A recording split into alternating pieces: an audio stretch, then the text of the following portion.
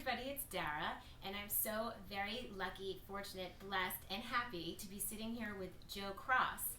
We're here to discuss his film, Fat, Sick, and Nearly Dead. Hi, Joe. Hey, Dara, how are you?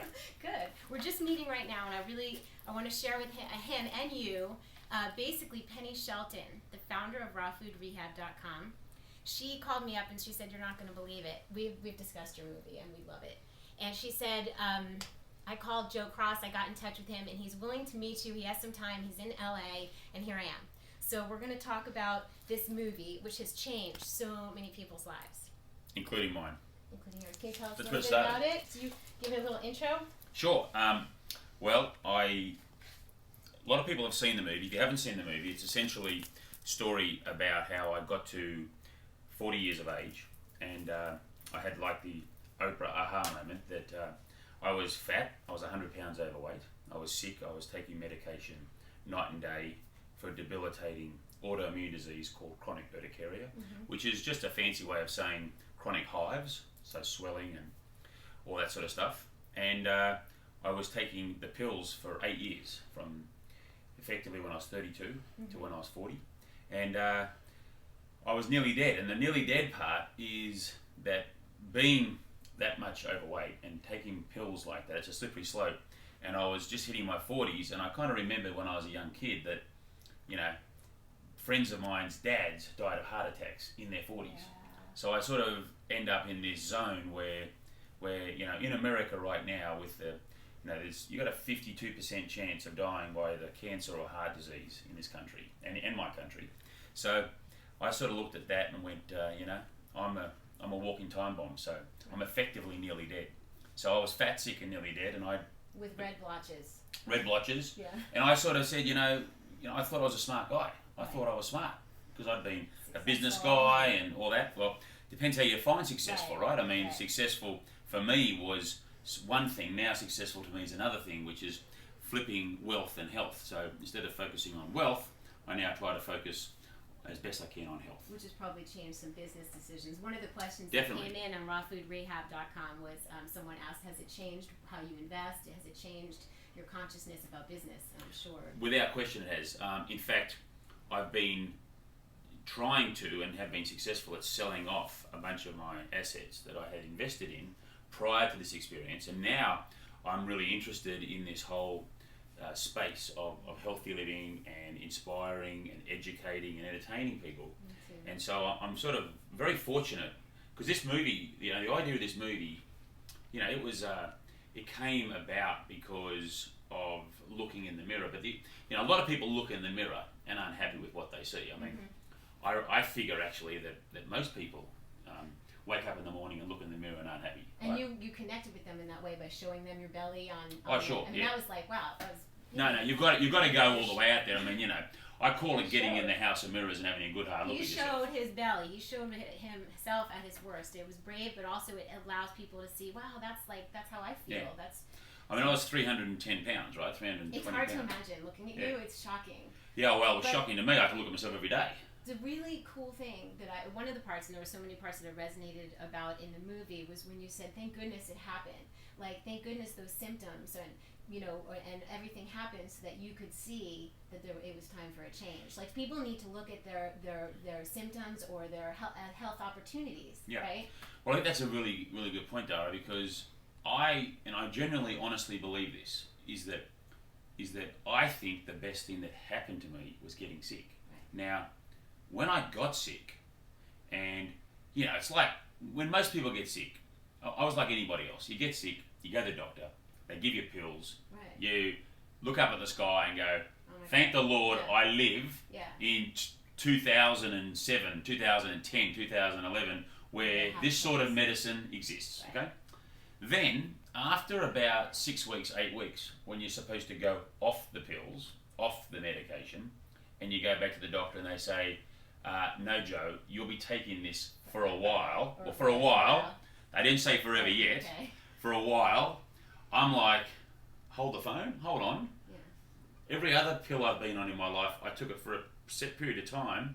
I was good, and then there was no more pill taking. Are you telling me yes, you got to keep taking this and we'll monitor it? After a year, 2 years, when I kept going back saying, is it time to get off them? It's no, it looks like you'll be on them forever. That's like one of the worst things to ever hear in your life. So I was at this point where this really was the worst thing. I mean, physical pressure.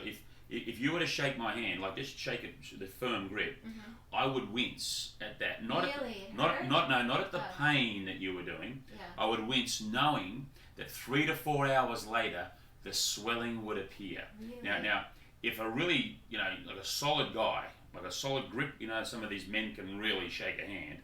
If I would shake their hand and they would grip it really tightly, it would be like 3 or 4 hours later as though my hand was slammed in a car door.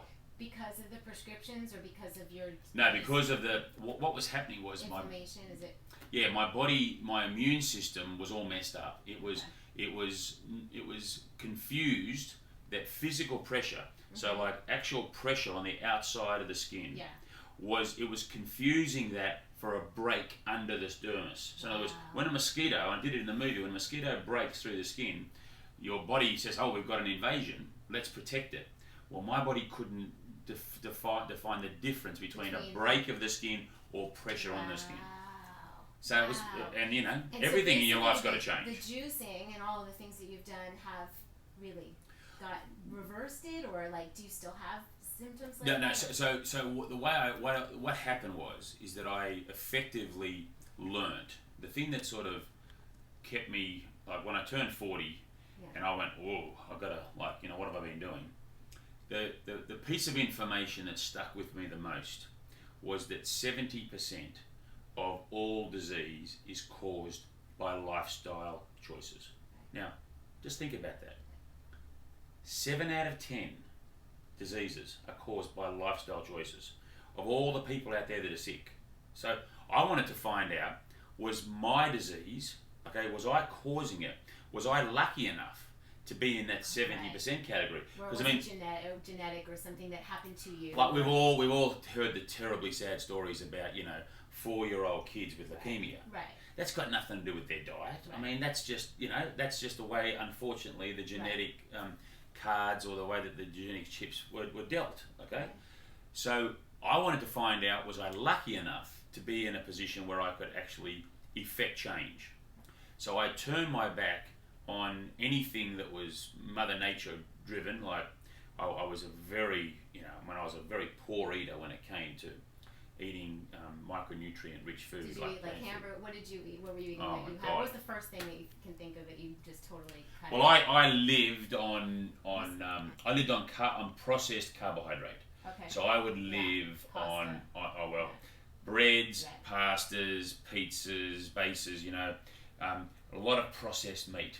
So a lot of like salamis, hams, nitrates. And did you? I have so many questions. But Dr. Furman, he's so well respected. Did you decide to go micronutrient because you met him, or did you meet him after you had that aha moment? What was the? No. So the first thing was like really looking in the mirror on my 40th birthday and going, you're a disgrace. I mean, look, you could, you've got a belly out there that could be having twins. Right. I mean, and I'm a man. You guys have to see this. So it was like, this is not good, okay? Yeah. Then the next thing was Professor Ron Penny in Australia told me 70% of all disease is caused by lifestyle choices. Then it was, well, I've now got to run towards Mother Nature, so what do I do? Okay. I mean, what do I do? I mean, that's why people are coming to me and to Penny and to people. They want to know, what do I do? So I'm a logical guy, right? Yeah, so I sort of look at it. Well, I can solve this. I don't need to go to people. I'll solve this, and that's no disrespect to people. I just am one of these people that I have to. It has to rest. The answer needs to come from me. I really believe that all the big answers to our life, the answers are within us. And I have a little saying, which is, you don't learn anything new. You just remember what you've forgotten. So in other words, we have the information, okay? And all I had to do was search inside to get the right gut feel of what was going to be right for me. So I knew deep down that fresh fruit, vegetables, nuts, beans, seeds were good for me. I mean, that's obvious. I mean, everyone knows that. Yeah. But there's a difference between knowing it and doing it. And doing it. And doing it. So what I wanted to do was to work out, well, how do I go about this? And so there were two things I wanted to do. Number one, I wanted to incorporate all of this food into my life and get rid of all the other food. Okay. That was kind of for the health thing. Yeah. And then the other thing was, well, how do I lose weight? Because I'm carrying around, this 100 pounds. Right.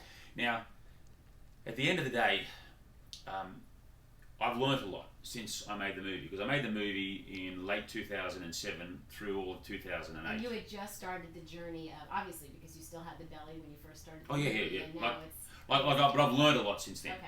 But at the time, my logic was that what I need to do is ask the question, why do we have this capacity to store up so much fat? Like, why? Like if you feed the body 7,000-8,000 calories a day, you just keep feeding it, and not do any exercise, it's going to keep storing. So I understand that the storage works, but I wanted to understand, why does it store?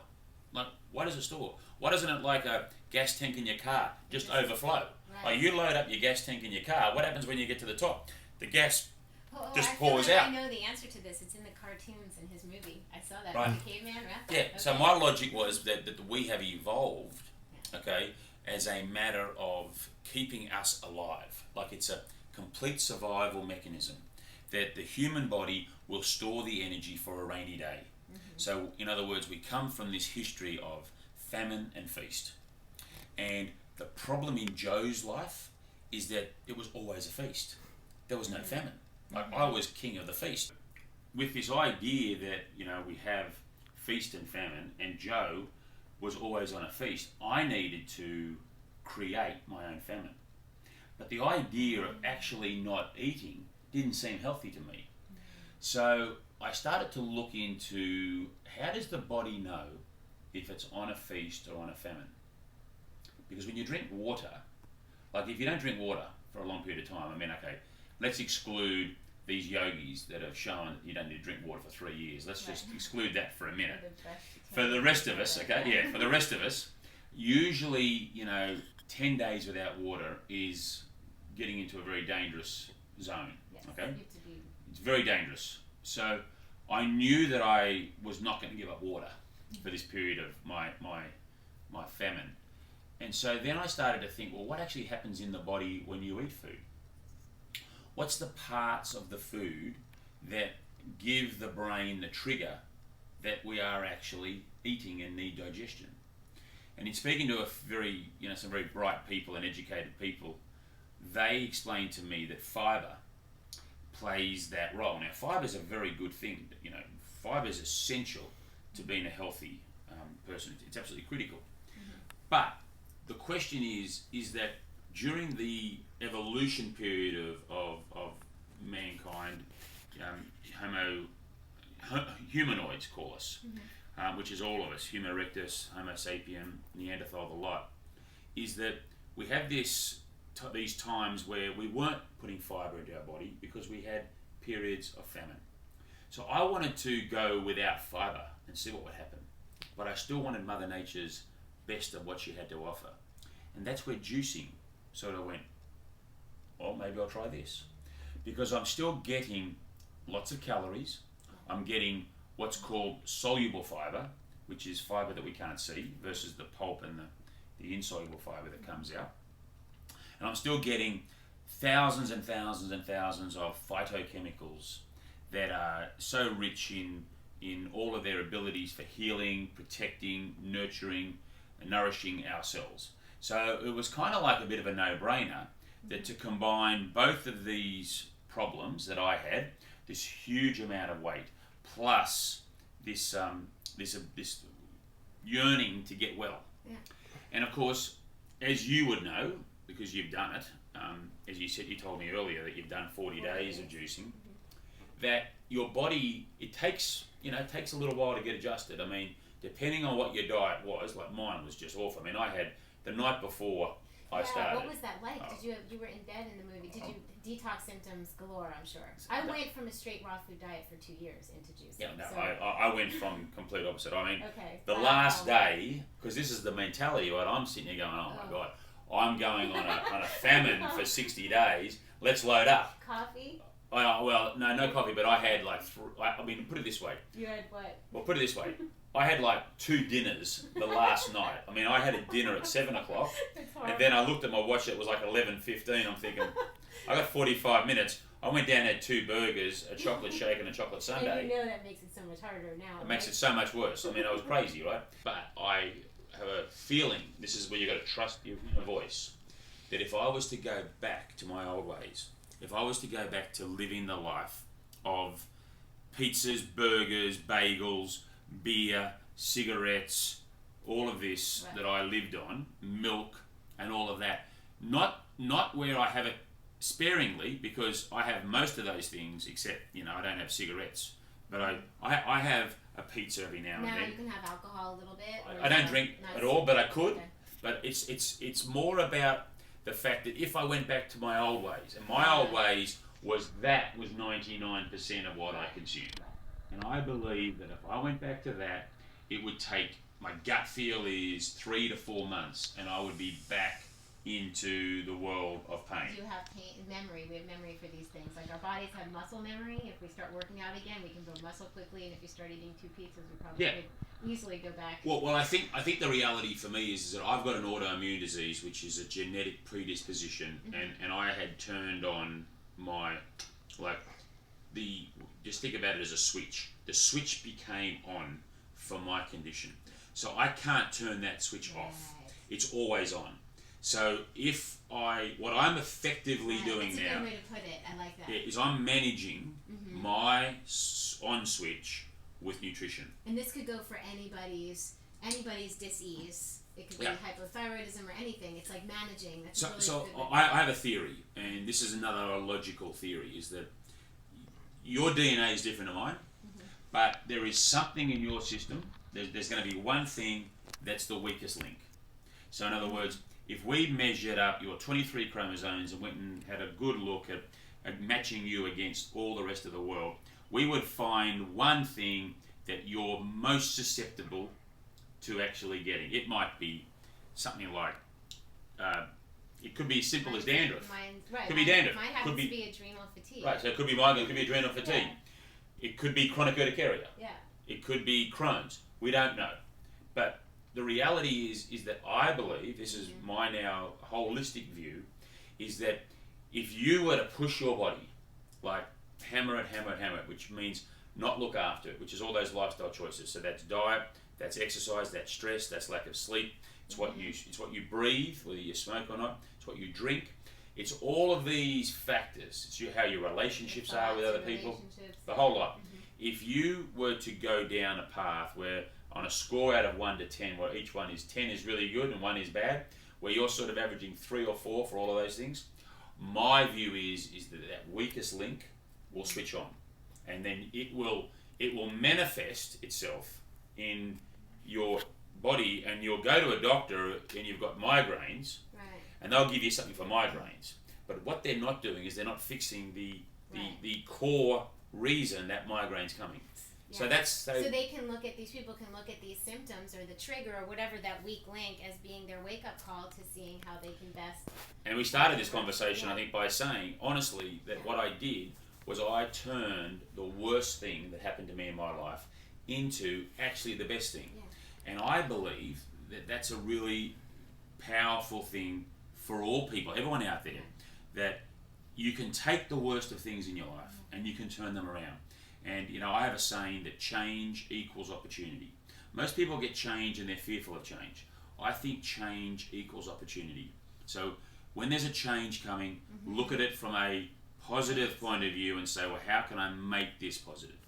Now, it took me a while to do that, by the way. I mean, I was tripping over my bottom lip for 4 or 5 years as I was running around feeling sorry for myself. Yeah. I would look at other people and go, oh, why hasn't he got it? Why have I got it? I mean, I was very much in the role of outsourcing the responsibility of my health to other people. I was paying other people, here, look after me. Right.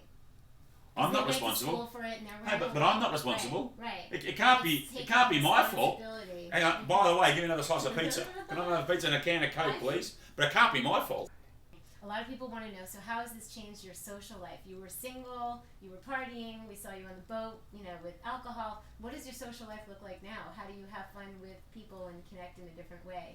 You know, have you lost friends and have you made new ones and what's it like? No, I don't think I've lost any friends. Okay. I think, look, I think some of my friends, they would argue I'm not as fun to be around.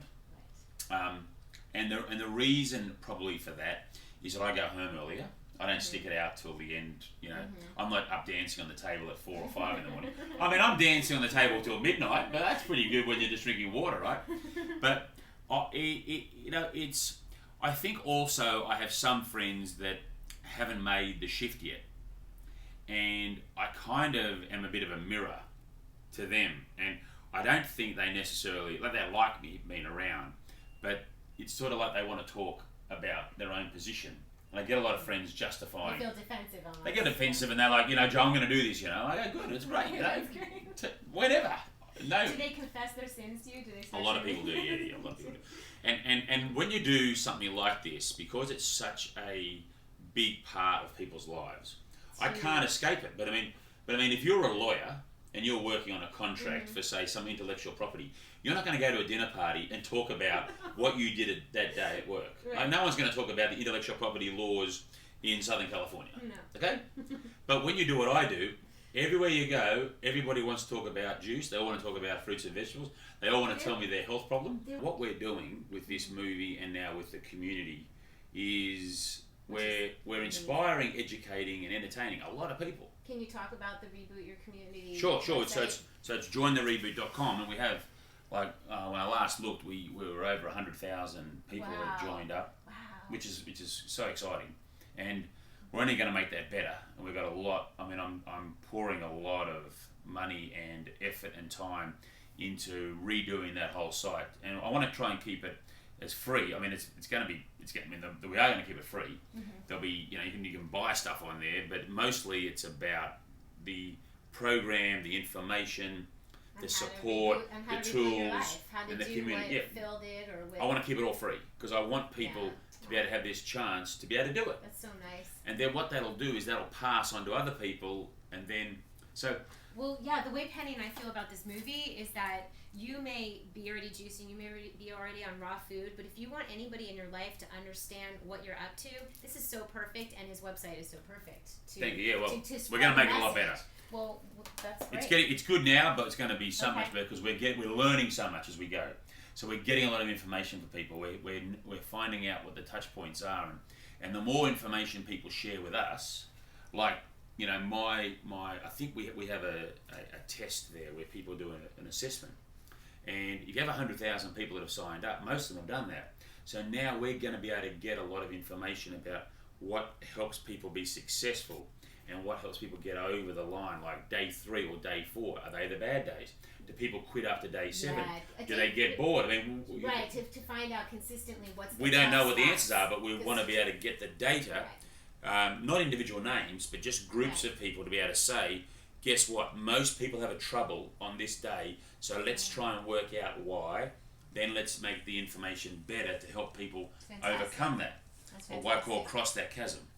Okay, so we're all going to join that site, and there's 2 more questions I have, and then I know you're such a busy man, but I want to know, how is Phil? Is Phil doing well? Phil's going great. Phil is... He's running by the end of the movie. He couldn't walk 5 minutes. I mean, it was like... Couldn't walk. Yeah, he couldn't walk. He couldn't walk. It was like so heartbreaking, and at the end of the movie, he's running, in the t-shirt you gave him, like, he's running, and you're like, wow, it's the most beautiful story.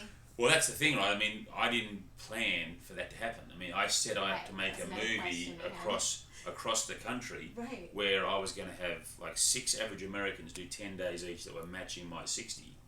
And then I met 300, 400 Americans along the way, and Phil was just one of the average people I met. I gave my card out to so many people. So it was a surprise. It was truly a surprise. Well, he rang me 6 months later. Right, okay? 6 months. Yeah, I mean, I'd finished the movie. Wow. This is what people don't understand. No, because someone asked me that. They're like, did he count on Phil as being part of the movie, or did it develop into that? So I met Phil at the end of around day, I think it was probably in my day 45, day 46. And that's going to be early December of 07. Okay.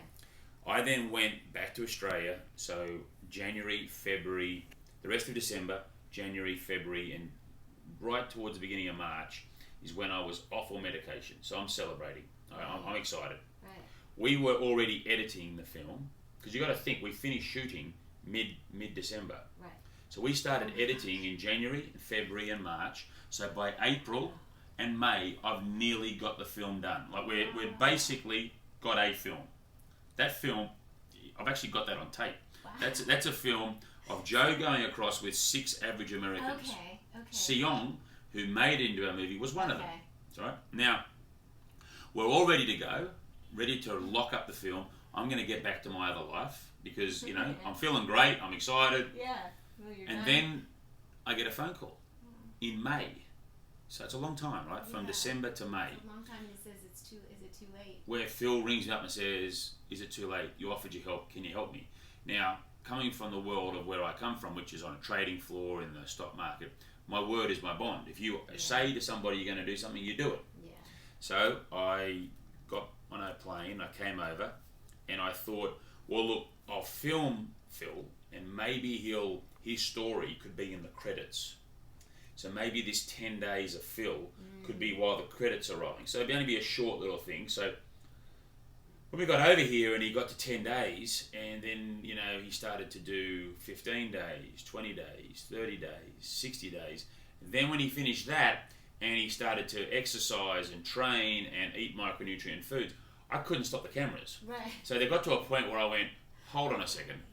This is, now I'm way over budget. Right. This is the real risk now. I'm going to take that first movie, throw it out. And what I'm going to do is I'm going to start again. So we're going to film Phil, and we'll see what happens. Now, the problem we had, of course, is that you can't start the movie with Phil. No. And because you can't have Joe and Phil doing it together at the same time. Because the only reason Phil's doing it is because I did it. Yeah. So you've got to do Joe's story first, then Phil's story. And that always felt like 2 movies to us. So it took a long time for us to work out how to weave that in. So that was very, very, that was challenging. This is the most challenging thing I've ever done, making that movie. I mean, it's a hard slog. So, you know, how's Phil today? Phil is in great shape. Last time I spoke to him, which was last week, he's at 240 pounds. Beautiful. He's living in Sheldon, Iowa. Okay. He's working at Walmart. He stacks shelves there. He's looking to move to the East Coast. He wants to move to the New York, New Jersey region. That's where I'm from. And I think he wants to get involved in juicing and go and work for a company that does the juicing. He's so inspirational. I mean, when he showed the 9 bowling balls and he said, that's what I lost, you're like, my daughter saw it, she goes, that's the size of me. Yeah. I know Penny's husband, hi Gordon, he watched the movie. Penny got the movie in the mail, they watched it, and the next day he said, honey, I'm making juice, and that was the first time. He's always accepted her juices, but he went to the juicer and started juicing himself. Yeah. So on that level, I just know it's touching so many people. Look, I get some amazing emails and stories, and thank you to everyone who sent it to me. Is that the kind of thing you can share on your site one day? Is those stories? Sure. Well, a lot of people post them on the wall so people can read them, but I get some private ones. I mean, I got one the other day from a woman who hasn't been able to walk essentially more than 20 yards for 2 years, and she was on, like, I think day 28 of a juice reboot, and she walked for 2 hours at the mall, and that was she said she was crying the fact that she could walk for 2 hours. Now, that's amazing that she's doing that, and it's amazing she's sharing that with me. But what she was eating was effectively what Joe was eating, you know, for those 20 years of my life. And it doesn't surprise me that when you take, you know, because when you do a reboot, you're really doing 2 things. There's a double-edged sword here. You're taking out all of the processed junk and rubbish and animal product. Throw some names out there for them, the kind of thing. So you're taking out, like, Oreo cookies. Yeah. You're taking out bread. You're taking out flour. You're taking out rice, like white rice. You're taking out alcohol. You're taking out soda. Coffee. Depending on what sort of coffee, but you know, most coffees. Okay. We're talking about processed foods. Where you're going to take out. You know, 60% of what Americans eat is their caloric intake is processed food. Then you take out animal product. That's another 30% of what we eat. So when you take those 2 big chunks out of your diet, and you replace that with fruits and vegetables, nuts, beans and seeds, the double whammy is not only are you taking out the rubbish that your body is really struggling to process, you're actually putting in what your body wants. So you get this incredible flip where it doesn't surprise me at all that after 2 years she can walk. See, you and I have the same theory that the first thing to do is, there's no point in putting in all the amazing nutrients if your body's all clogged up. It's the first thing is to detoxify. You don't have to make any hard and fast rules for yourself or for your diet. You don't have to say, I'm going to be raw or eat only micronutrients forever, because nobody wants to say or hear that. It's very strict. And you also don't know what your body, and all of our bodies are different, are going to need. But the very first thing to do is detoxify, or reboot, as you're calling it. Yes? Yeah, I like the word reboot because... Tell me why. Well, because... I like it too. Yeah, well, you see...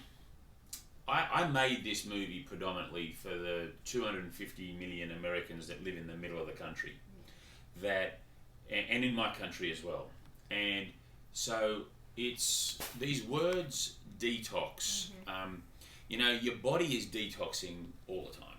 Now, when you go to the bathroom, when you sweat, your breath out. This is detoxing all the time. And when you go and speak to the medical doctors and scientists at the highest levels in universities, they will use this word detox as though it's happening all the time. Right. And I understand when people say they're detoxing. I get that. But we're always detoxing. Correct. So to be more specific, what I wanted to do was, most people have got a computer or a phone or something they know needs to be turned on and off and rebooted. And so I like the idea of the connotation that in order to reboot our systems, what we need to do is go back to basics. It's almost like it's a restart, kickstart, reboot. It's this whole idea that get back to the basics. We live in this, you know, it's a phenomenal time to be alive right now. I mean, we have technology, we have science, we have medicine, we have this amazing existence, yet there's a lot of things that we're doing in today's modern world that are not necessarily as positive for us as we are led to believe. So what we've got to do is we've got to navigate between that. And I don't like ever telling anybody what they should or shouldn't eat. Okay, I don't think that works. Think so, people are sick and tired of being told what to do. But if people ask me, Joe, what do you eat? What do you think? My answer is pretty simple. I try to eat more fruits and vegetables every day. I try to eat more nuts, beans and seeds. I try to incorporate as much plant food as I possibly can. Now, do I still have sugar? Like, do I have chocolate? You bet I do. Do I have chocolate ice cream? I sure do. But you know what? I don't have it. But I know, but I don't have it as much as I used to. That's the whole point. So it's moderation, it's awareness. It is, but you see, I hate that word moderation. You do? I hate it. Okay, no detoxifying. No, and I'll tell you why I hate it. I'd like to hear it. I'm not saying it's a bad word, but for Joe it is, because for 20 years, all I heard from people telling me, Joe, can't you do moderation? And I understand from being an addict on sugar and on these sorts of foods, that talking that to me just goes in one ear and out the other. It just appeases people and it doesn't really do anything. Exactly. Yeah. So I feel that this world of moderation is so hard for so many people to achieve that it's kind of condescending to say something, because it's the same as, you know, it's the knowing is the easy part, it's the doing that's the tough part. Now, what a reboot does, though, is that you actually get physical benefits that enable you to crave more plant food. Because we know once you have juices for so many days, really your body just almost looks at an apple at the end when you're eating the apple in the balloon. I look at it and I'm like, that's pretty heavy. You know, that's dense. Yeah. That's a bite of an apple would probably fill you. Like, I'm salivating. I'm excited. I mean, it's nearly lunchtime here in LA. No, it's all right. It's all right. I'm just saying it's nearly lunchtime. Yeah. And I'm going to go to Earth Cafe, which is you know, not too far from here. And I'm going to go there, and I can't wait to have an enormous salad. I mean, salads are gorgeous. And there's great fresh juices there. So I'm actually really excited about that. Now, if you said to me, Joe, let's go to a takeaway pizza place, I would actually not be as excited about that today for lunch than I would be for going and having that salad. And that's the honest truth.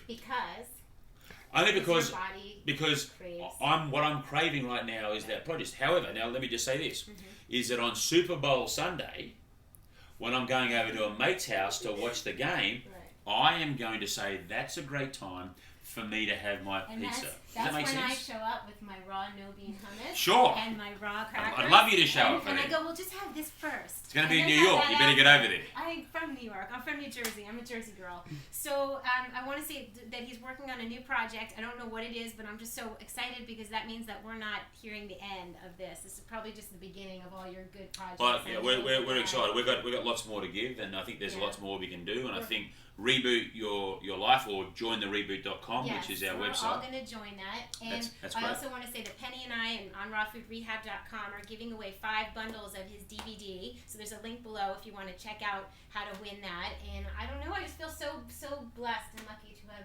Oh, thank you, Dara. Thank you. Look, you guys are doing a great job, and you know there's a big wave coming in America right now, and this is a shift. And people, I feel it coming is that people are tired of not taking, or what I call outsourcing, their responsibility, and they are wanting to do it. So people, what you're doing is fabulous. Yeah. Giving people the tools, the information, the support to actually reboot their lives. Need things, and they just need information. They need information, and they Couldn't need agree to see more. that it's possible. They see me as a 45-year-old woman with an 11-year-old who child looks 21. Thank you. I'm getting younger every day. I really feel it. Yeah. And I have energy. More energy than my 11-year-old, and you can see. Look, his eyes are white, and his skin is clear, and his belly's gone, and he's 90 years between both of us. So anyway, yay for this meeting. Thank you. Hey, Dara, I love you. Is there anything else you want to say? No, just juice on and get out there and enjoy life.